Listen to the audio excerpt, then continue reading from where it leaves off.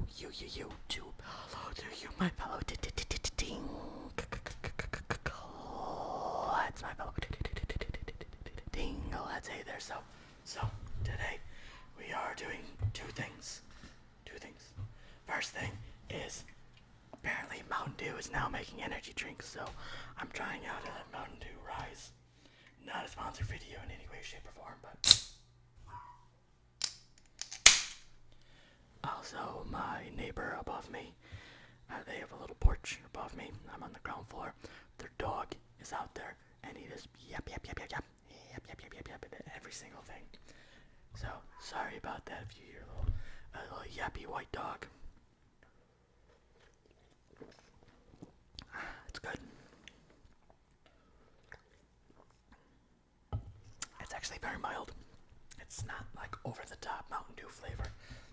It's very mild, almost like a carbonated juice or something, like a fruit flavored carbonated water, almost with like a drop of Mountain Dew flavoring, like a drop of Code Red flavoring. I don't know. Caffeine equal to approximately 2 cups of coffee. Well, great. Apparently I'm going to be energetic. This is pomegranate blue blast, blue burst, I don't know. Anyway, so this video is going to be guest starring my friend, my pal, my little guy back there. I say little guy, I think he's 19 inches. Context is everything, people.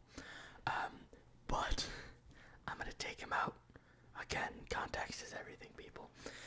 And play with, okay, I'm not making this any better. And I'm just going to tell you about my lizard friend over there. Just kind of be like, yo, this is my pet. He's pretty cool. This is what he eats. This is how I keep him. Here's some random little fun facts about his species. I don't know, stuff like that. It's like a mini sort of care guide with a, hey, this is about him personally as my pet.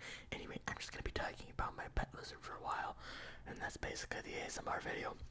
And he's going to be with me for most of it, because I don't see myself doing it with him completely 100%, because he's going to be moving around and stuff. And look, I got a pop on here. I got a couple wires lying around, so I got to be careful. And if he gets a little too wiggly around, then, I might be a little distracted.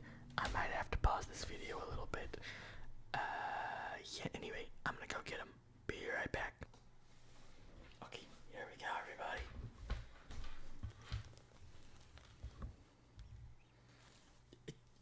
Buddy, okay. Here he is. And he immediately wants to go on the table.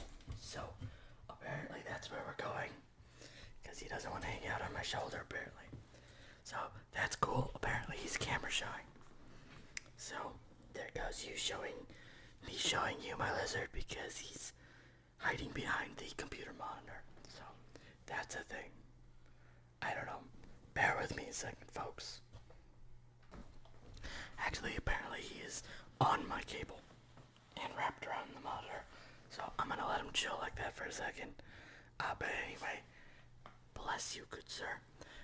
That's my lizard right here, which you can't even see, but he'll be in and about. He'll be walking around and stuff. So anyway, so him and me, we're real tight. He's a cool dude. So he is a blue-tongued skink, an Indonesian blue-tongued skink. Specifically, the locale is Halmahera, right? So he's from a specific island in Indonesia, or at least like his, subspecies or whatever, his locale, as they call it, The blue-tongued skink. Last time I checked, probably still is the largest species of skinks in the world. They can get about 2 feet. Some of them, mostly they're more like 16 to 24-ish inches, but there's some variation in that. So he's a Halmaheran blue-tongued skink. Typically, skinks are about the same size as a gecko. right? So usually they're like this big or like this big, you know, but he's like this big ish, you know. He's just under 2 feet. I think he's 20 inches, I believe. Um, I wish you would come and hang out, buddy. Anyway, yeah, so the Indonesian varieties usually get longer, but they are not as stout or as fat or chunky, you know, compared to the Australian variety. So you can already guess where they're from. Australia and Indonesia. Yeah, so the Australians are more stout, a little bit smaller, and like thick, chunky boys. But these guys got a little bit, a little skinniness. He's still a freaking sausage, but a little skinnier and longer. And I think he's gonna come back out, maybe. He's thinking about it. So they are called blue tongue skinks because, drumroll please, they have blue tongues, right? Some of them's tongues are completely blue. Some of them are like half blue, like the front half and the back half is pink. Like my guy actually, his tongue's only about half blue the first part or so. So when he sticks out his tongue, you pretty much only see blue. But if you see inside of his mouth, it's got some pink in the bottom and the back half. That is actually a defensive mechanism, right? So in the wild, naturally speaking, bright colors usually are used to indicate that they are venomous or what's the one? Poisonous, yes. The difference between the two is that poisonous is if you eat something that's poisonous, then you get sick. Venom is when it's like injected through a bite or a scratch. Sorry, I had to kind of rescue him a little bit. You know what I mean? Hold on, buddy. Okay, here we go. Now you can actually see him. In theory, he doesn't really want to be old. He wants to be running around and stuff. But anyway, so he is not actually venomous or poisonous or anything, you know. He is perfectly harmless. But it's just a trick, basically, to make predators or potential predators think that he might be venomous or poisonous. Not safe to eat. He is not cooperating very well with me. He just wants to hide behind the monitor. I don't know, he's getting kind of shy right now.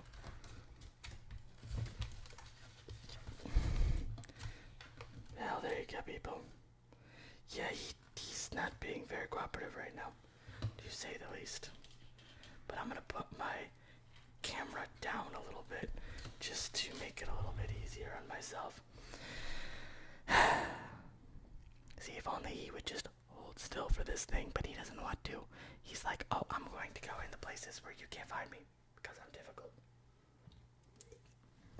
He's a little bit shy, but he's super sweet. He's never hurt a fly. He's never even done his threat display to me.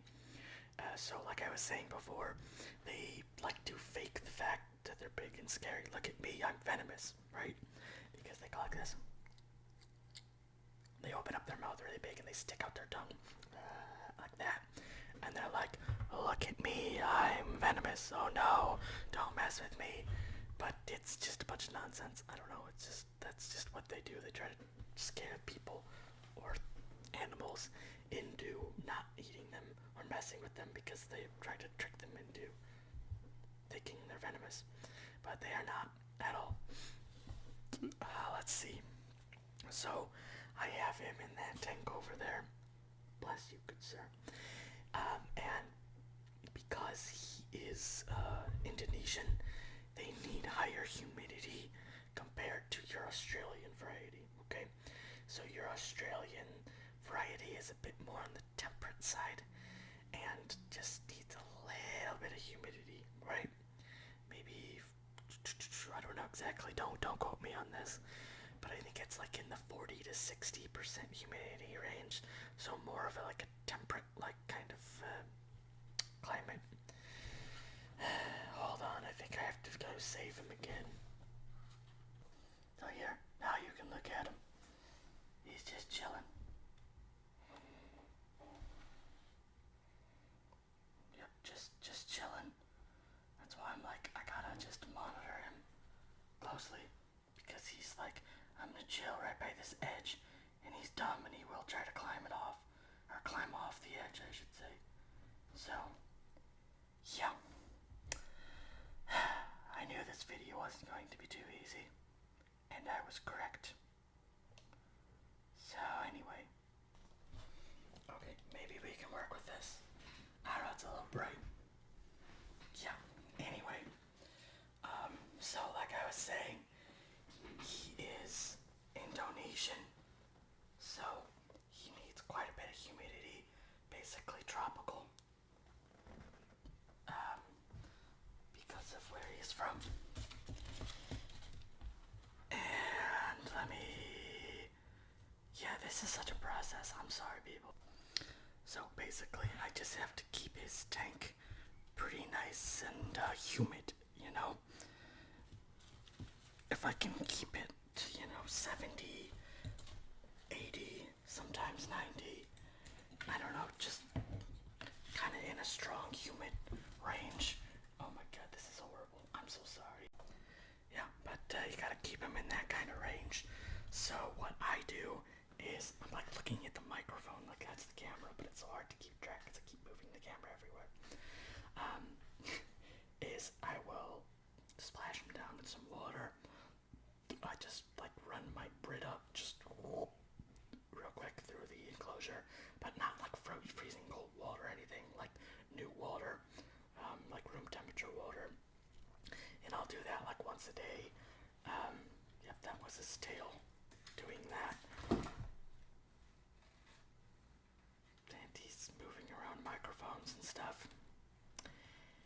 Anyway, you're so lucky, you're cute. Anyway, so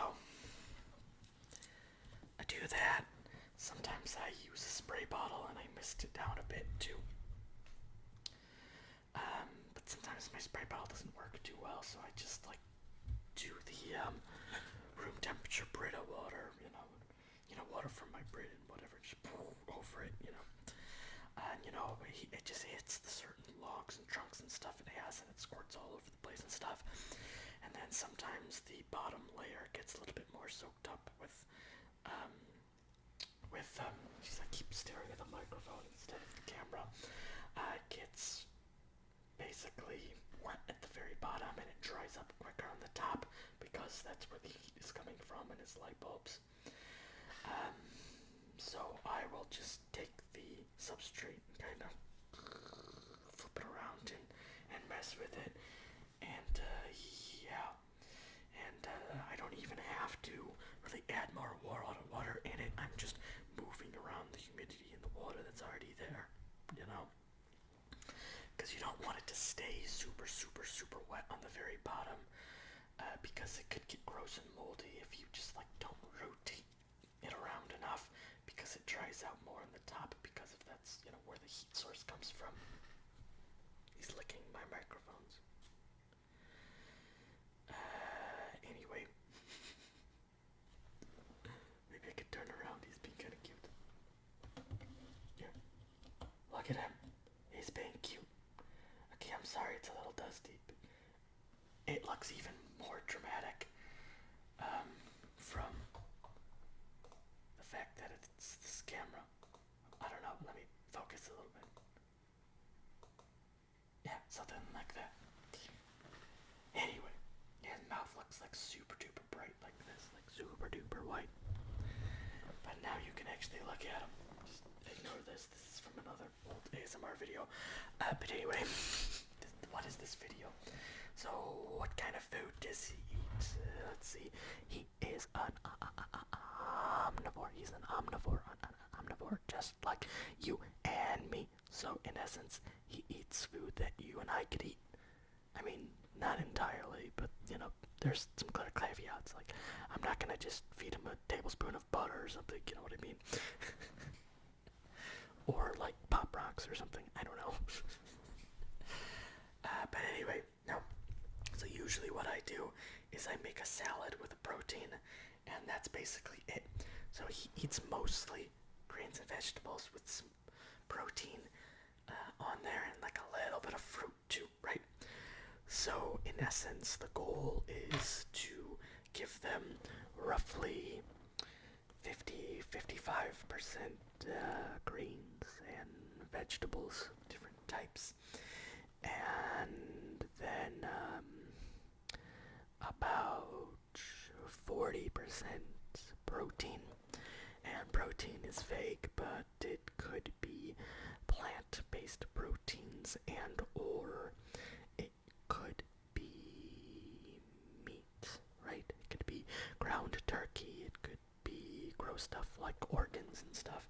They do occasionally eat carrion when they find it and it's small enough for them to eat. So sometimes I get him some cat food every once in a while. Because if you look at cat food, there's quite a few that are like, turkey liver and gizzards and stuff like that, right? And they'll have, or even sometimes like if you just buy it like a duck, and it'll also, oddly enough, have chicken liver in it and gizzards. Or, beef liver and duck liver in it, and it's just like duck flavor cat food, So I'll give him that from time to time to get a little bit of like protein, or get a little bit of the vitamins and nutrients that come from carrion. But not all the time. That's kind of a treat. But as far as, let's see, I'm kind of skipping around. The remaining like 10-ish% comes from fruit. So they do eat a little bit of fruit as it like falls to the ground. They are chunky little logs, so they don't really climb trees or anything. But sometimes if fruit falls down, they will come and eat it up as it falls from the ground. But you know what I mean? Like, he's from Indonesia, so he might be eating papayas or bananas or, I don't know, coconut or something like that as it falls to the ground. So I do give him stuff like that as a little bit of a treat, not with every single meal, more of once every couple of weeks, I'll, I don't know, smash up a grape or strawberry or blueberry or mango or whatever and put a little slice in there and put that on top of his food and mix it in, every once in a while, once every week or two. Let's see, as far as protein goes, I generally give him ground turkey. It's a lot better than ground beef. Lower fat content and whatnot, more lean stuff. And also, like I said, sometimes I give him cat food or dog food every once in a while, like the wet stuff. He also eats insects, so I do every couple of weeks go and buy him some crickets from Petco and feed him some live crickets. Sometimes I'll give him like dehydrated grasshoppers too. I also give him hornworms, which are basically like big green caterpillars. I give that to him every once in a while too. Sometimes waxworms too, he likes those. Yeah. Anyway, so that's basically it. I give him greens too, as far as greens and vegetables go. Don't give him too much kale or too much spinach, because it actually binds calcium. So what that means is, as a human, it's not as much of a problem if you eat spinach or kale, because all in all it is good for you, but it does bind calcium. So instead of adding calcium, it actually slightly takes away calcium when you eat it. It's kind of weird. I don't know how like the molecules find the calcium from other food and other parts of your body and take a little bit out of you. I don't really know how it works, but when it comes to a reptile, where calcium is very important because they do not get, for the most part, direct sunlight on a regular basis, but they definitely need it to be healthy. So you give them like fake sunlight bulbs, UVB bulbs, and sometimes I'll, take them out with the window open and, or briefly take them outside, on my shoulder for a little bit. But anyway, so you can't give them kale or spinach too much because it'll bind their calcium and not good for them, like, in the long term. Every once in a while it's totally fine, but, don't make it a staple of their diet. I give them lettuces. Try to stay away from iceberg lettuce because there's not really much to it. But the main greens you want to be giving them are collard greens, turnip greens, Swiss chard is good for them too, dandelion greens, mustard greens, things like that. That's mostly what you want to be giving to them. You give them some veggies too. I give them carrot, broccoli, squash is probably like the best vegetable you can give to them, so I try to give them squash pretty often. All sorts of squash. There's a decent amount of variety. Every once in a while I'll give them radish, asparagus, stuff like that. Mix it in there with them. Yeah, basically I just give them a salad with either a little bit of meat on top or, a salad with a caterpillar on top, stuff like that. Or I'll give them like, I'll give them a meal that's purely vegetarian, all veggies and green, and then a couple days later I'll just feed them like 12 crickets, something like that, every once in a blue moon. So anyway, that's basically him. Like I said, he's an omnivore, but he definitely leans a bit more towards vegetables. Oh, also they do eat eggs, so that's a thing. If they stumble upon a bird egg, they do eat eggs too. They're little garbage disposals. They'll literally eat whatever fits in their mouth. So, yeah. What else? As you can see, he's a pretty lazy guy. He likes to burrow, so he'll hang out underneath his substrate, underneath his, like, wood chips and moss that I got set up for him.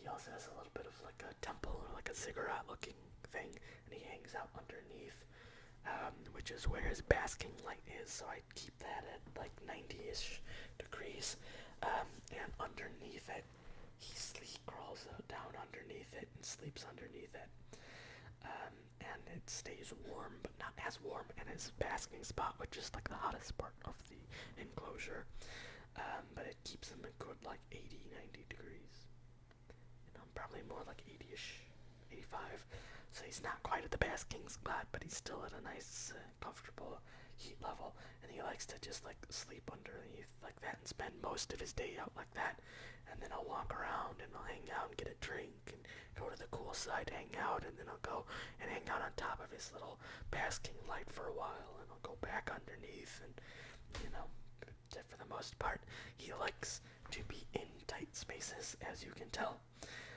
Underneath things, buried. So he's a very sweet guy, but he's just kind of shy, and he doesn't feel super comfortable out and about, because he would rather be sort of underneath things and around things, and he doesn't really like heights either, because they don't really climb too much. So that's why he's hiding behind my monitor and whatnot. Even though he's cool with me, and he's really friendly with me, and his mom, my fiance. Yeah, let's see, how old is he? Let's see. Let me think about that. No, seriously, I have to think about it. I think he's about 7 years old. Yeah, I think he's about 7 years old. Because, let's see, been with the fiance for about 5 years, a little over 5 years now. I knew her for about a year before that, so that's about 6 years, and that's when I started working at Meyer, and I got him, like, right as I started working at Meyer, like 6 years ago, but he was young, but not quite a baby at that point, so he's probably like 6 months old, or at least a few months old at that point anyway, so, yeah, I'm guesstimating, you know what I mean, 6 to 7, something like that. Yeah, he is my second oldest reptile. I have a leopard gecko. I believe he's 22 now, maybe 23. I think he's 22, but he's pushing on 23, I think. Yeah, he's super old.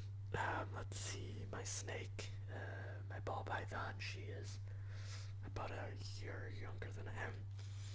I bought her and she was like 6 or 7 months old, but I bought her maybe 4 or 5 months after I bought him, so they're about the same. He might be like a month or 2 older, but it's, they're pretty much the same age. I don't know. Let's see. Yeah, I wish I could show you more stuff, but he's literally just like frozen, and he doesn't want to hang out and do anything. But yeah, I don't know. Hopefully you learned some fun facts about blue-tongued skinks, and to get some enjoyment in looking at this cute fellow. Oh, okay. Now that I complained, he's gonna start moving a little bit.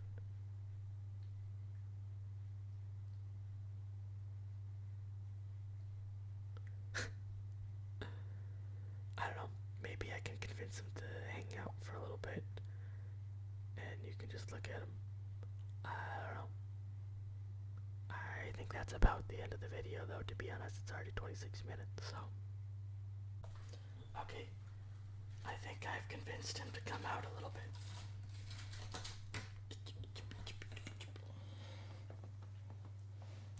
I did say a little bit, didn't I?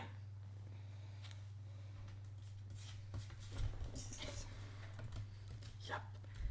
This is about as good a shots as you're gonna get from him, because he does not want to hold still, apparently. Alright, that's it, folks. That's it. I'm not gonna get too many good shots of him, because he just doesn't want to hold still. So, see you later.